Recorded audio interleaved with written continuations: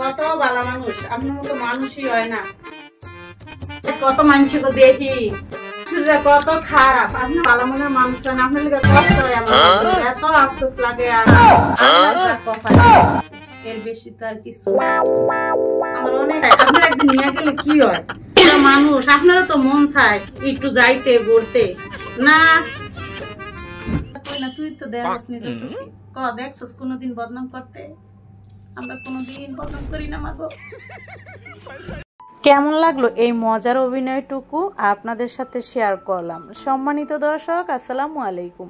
আমি ফাতেমা বলছি নারায়ণগঞ্জ থেকে। সবাইকে ওয়েলকাম জানিয়ে শুরু করছি নতুন দিনে নতুন আরও একটি লাইফস্টাইল ব্লগিং ভিডিও। আশা করছি সম্পূর্ণ ভিডিওটি আপনারা শেষ পর্যন্ত দেখবেন। ইনশাল্লাহ আপনাদের কাছে ভিডিওটি ভালো লাগবে।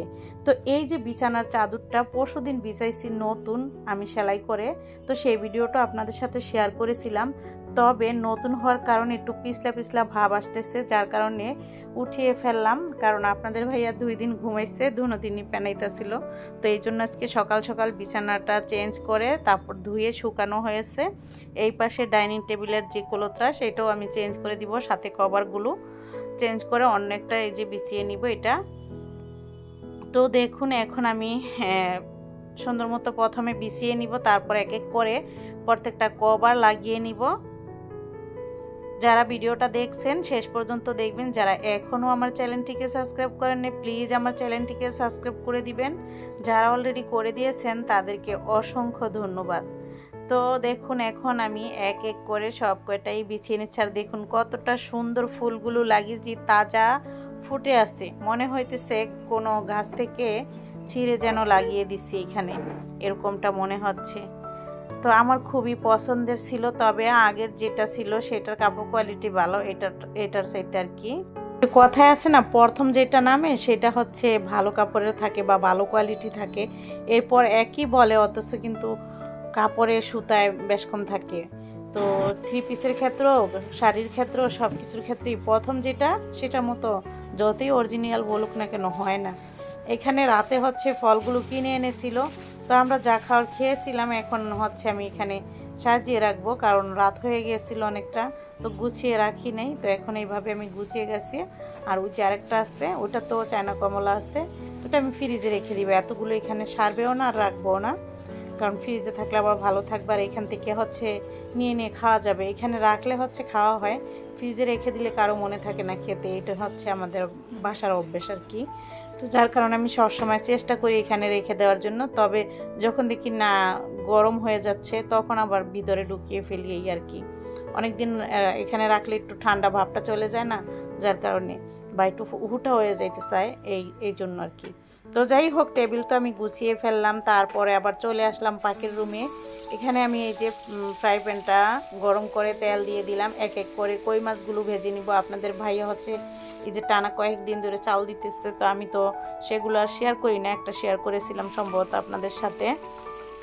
তারা ভাত খাবে, রান্নাবান্না আমি দ্রুত করে ফেলবো। শেফালি আবার এই পাশে ঘরটর ঝাড়ু দিতেছে, বাকি যে ফার্নিচার অন্য রুমের সেগুলোও মুছছে, তারপর হচ্ছে ঝাড়ুও দিয়ে নিয়েছে।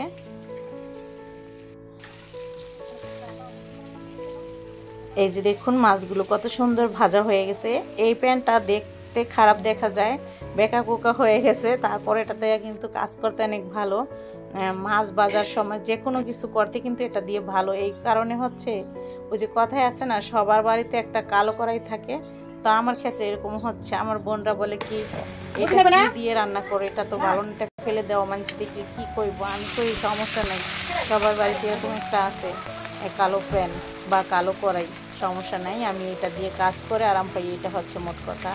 তো মাছ তো ভেজে নিয়েছি, এখন হচ্ছে আমি এখানে পেঁয়াজটা দিয়েছি। পেঁয়াজটা ব্রাউন কালার হয়ে যাওয়ার পর আদা রসুন বাটা দিয়েছিলাম, হলুদ গুঁড়া, ধনিয়া গুঁড়া, আবার আস্ত কাঁচামরিচ দিয়ে দিচ্ছি। তারপর হচ্ছে ফালি করা যে কাঁচামরিচটা সেটা তো দিলাম। এখন আমি ভালো মতো কষিয়ে নিয়েছি অফ ক্যামেরায়। তো কষানো হয়ে যাওয়ার পর আমি ঝোলের পানিটা দিচ্ছি।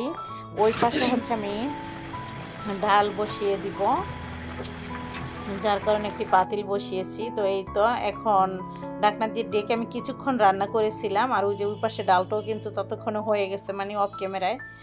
এখন আমি জিরা গুঁড়া ধনিয়া পাতা দিয়ে দিলাম উপর দিয়ে। এখন আমি নামিয়ে নিব। এভাবে করে কই মাছ রান্নাটা সিম আলু দিয়ে করে ফেললাম। ডাল বোনা, ভেন্ডির ভর্তা আর হচ্ছে কই মাছের তরকারি, ভাত।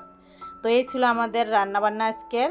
ছোট্ট এই ভিডিওটি আপনাদের কাছে কেমন লেগেছে কমেন্ট করে অবশ্যই জানাবেন। যদি বেশি ভালো লেগে থাকে তাহলে আপনারা চাইলে আপনাদের ফ্যামিলি ফ্রেন্ডদের সাথে শেয়ার করতে পারেন। সবাই ভালো থাকবেন। আল্লাহ হাফেজ।